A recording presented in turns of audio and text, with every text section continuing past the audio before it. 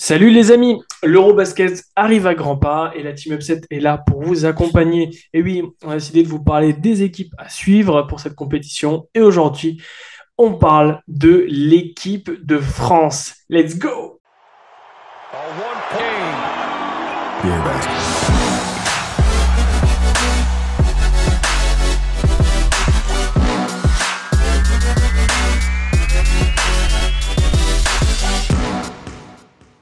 Alors on est très content de se retrouver tous les trois, toujours Olivier, Romu et moi-même pour vous servir. Ça va les gars? Salut Toujours bien. Corentin, salut Salut les gars. Romu, salut à tous. On est très très chaud aujourd'hui parce qu'on va parler de la belle, la glorieuse, la magnifique. Oh là là, je ne tarie pas d'éloges sur cette équipe. Et oui, c'est l'équipe de France. L'équipe de France, 12e du dernier Euro, compliqué. Mais par contre, deuxième des JO, et ça, c'est beaucoup plus réjouissant. L'équipe de France qui sera dans un groupe assez corsé, les copains, puisqu'on va retrouver nos amis allemands, nos amis hongrois, les Slovènes, les Lituaniens, et enfin la Bosnie-Herzégovine qui a réussi à trouver un peu de budget pour venir à cet Euro. Ah, l'équipe de France. On a beaucoup d'atouts, on a quelques défauts, on a tellement de joueurs, de gros profils, notamment intérieurs, un énorme vivier. Il faut qu'on capitalise sur la réussite des JO. Malgré tout, on a quelques défauts et ça c'est compliqué. Romu, tu les vois comment, nos petits Frenchies? Je les vois haut, pas par chauvinisme, mais Par réalisme. on n'a pas envie de les voir se vautrer, c'est sûr. Il reste, comme tu disais, sur une deuxième place au JO, une troisième à la Coupe du Monde 2019. Ouais. Juste envie de laver l'affront de l'Euro 2017 aussi, parce que ça avait été moche niveau sportif et niveau esprit d'équipe. Enfin voilà, on peut le dire, hein. Mhm. Ça a été complètement moche. Donc moi je les attends, ouais, finalistes quoi. Et le gros manque, c'est pas de Nando, pas de Batum. Coucou Damien. Mais on a beau dire, c'est quand même deux gros joueurs. Alors, ils ont eu raison de prendre leurs vacances, hein. Enfin, c'est pas Bien pour sûr. critiquer, mais sans Nando, qui est, tout le monde connaît Nando, hein, c'est le monsieur gestionnaire c'est un dieu. Enfin, voilà. Et ouais, voilà, ça va être le point un peu compliqué à gérer, je pense. Mais derrière, on reste quand même sur une base défensive plutôt physique. Enfin, une équipe plutôt physique, estampillée NBA pour affronter les USA prochainement. C'est clair. Moi, je les vois, voilà. Je les vois finir. Ouais, il y a une équipe qui me fait peur, mais allez, je les vois finir finaliste toujours. Je Ok. les vois en finale. Au moins, Ouais. c'est clair. Et ben écoute, moi, je les vois gagner. Moi, je nous vois gagner parce que voilà, on nous attend au tournant. Et dans ces moments-là, quand on fait pas trop de bruit, qu'on nous attend au tournant sans vraiment nous attendre, bah, c'est là qu'on gagne. Donc pour moi, ça va être la victoire. Malgré tout, est-ce que pour toi, Olive, il n'y a pas trop de profils similaires, trop de joueurs en doublon dans cette équipe? Enfin, quand j'ai préparé cette émission, je me suis dit, bon, finalement, c'est facile à scouter cette équipe. Bon, c'est facile parce qu'on les suit à mort, qu'on les aime et qu'on les connaît, mais c'est aussi facile parce que finalement, elle est quand même très lisible, cette équipe. Euh, c'est l'identité collée. Alors, c'est lisible parce que, voilà, c'est le même coach depuis 2009. Donc, on s'appuie sur de la défense, de la physicalité, de l'agressivité, des joueurs identifiés avec des rôles très précis. Et ça ne bouge pas. Quels que soient les joueurs, ça a toujours été comme ça. On a la chance d'avoir un Gobert élite et en FIBA encore plus élite, et un Vincent Poirier qui a énormément progressé. Finalement, on peut même discerner une forme de complémentarité. Euh, mais voilà, moi, je suis un petit peu inquiet pour cette équipe de France, parce que au-delà de ce que vous décriviez, à savoir l'expérience, euh, la force collective, la puissance, le vécu, l'habitude de gagner, la mentalité, derrière, moi, je suis un peu inquiet sur la question de la création. Et les matchs amicaux sont venus renforcer ça, dans le sens où quand ça a bien marché, ben, on a écrasé l'Italie typiquement, vraiment on a roulé dessus.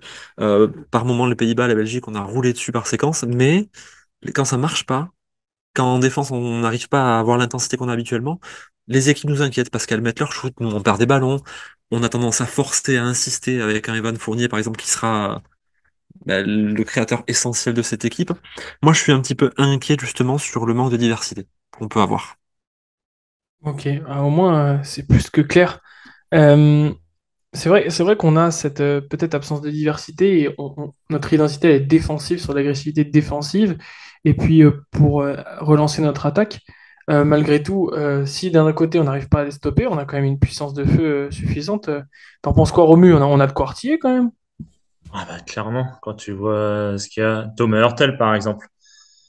Alors, certains ne l'apprécient pas plus que ça, mais ça reste un joueur qui a les cojones pour prendre des gros shoots et qu'on n'a rien à secouer.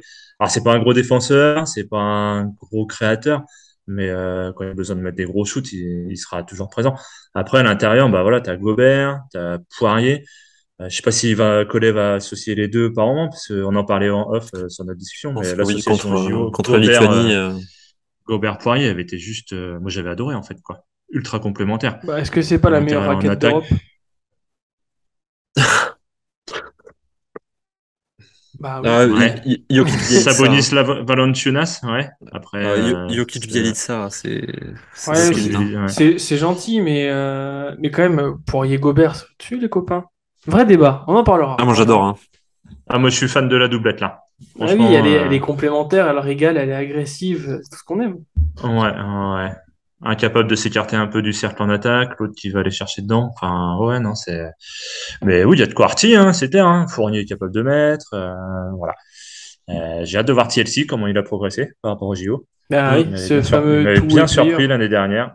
Ouais, il m'avait bien. Je suis pas à la NBA, donc moi, ça me permet de découvrir les joueurs qui jouent outre-Atlantique. Mais hâte de voir le TLC aussi. Non, non, mais Mais ouais. c'est intéressant, tu parles de Lobo Cabarro, il y a vraiment des joueurs qui arrivent à maturité. Gershon Yabusele, TLC, Isaiah Cordigné, c'est intéressant parce qu'après une saison avec la Virtus, ça va être très chouette à voir. Il y a des petits joueurs de rôle comme ça, mais pour moi, il manque ce stopper défensif qu'on a toujours eu, historiquement, qu'on a On n'a pas toujours eu. KUD, on n'a plus Euh, Bah, KUD, ouais. Albici, Tarpé, c'est des Albi... stoppers Alors, défensifs, ça. TLC, c'est Albici un a stopper annoncé le Albissi, retour, défensif. dans ouais. quel état il va être là, et Terry C'est Tarpey ça. sur le talent sur une compétition internationale. Il est très fort, hein, Terry Tarpey, mais on sait pas du tout comment se loger.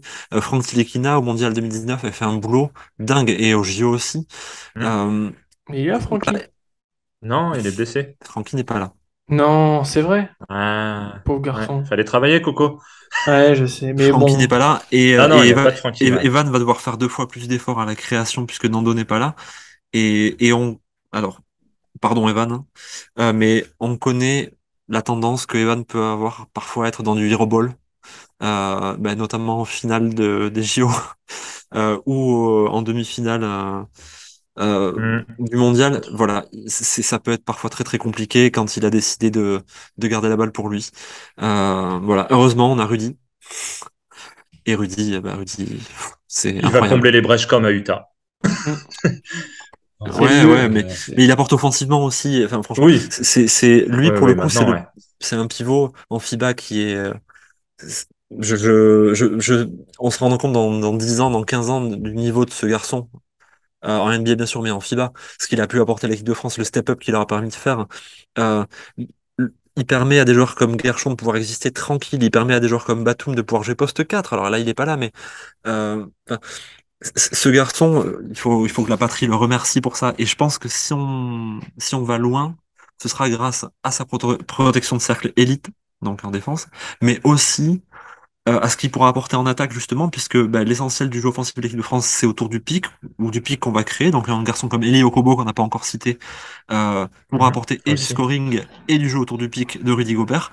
Vraiment, voilà, ça va être très très intéressant. Et il est pas la variable d'ajustement parce qu'on sait ce qu'il va faire, mais il est le facteur déterminant de la performance de l'équipe de France. Ok, bah c'est quand même positif tout ça, donc on va aller loin, enfin en tout cas, on nous le C'est souhaite. positif, mais c'est un Eurobasket, peut-être le plus relevé de l'histoire, hein. C'est ce que les gens disent, ouais. Mais oui, quand tu revois Oui, il y a un vrai tous les débat gros à stars sont avoir. là. Donc, Oui, je pense oui, ça va être. il y a aussi le fait que, comme pour l'équipe de France, il y a beaucoup de stars qui sont dans un mélange de générations qui arrivent à maturité. Nous, c'est notre cas, hein. On a des générations qui arrivent à maturité, même si elles ne sont pas tous exactement des mêmes années. Et on a aussi la chance d'avoir beaucoup de profils en équipe de France.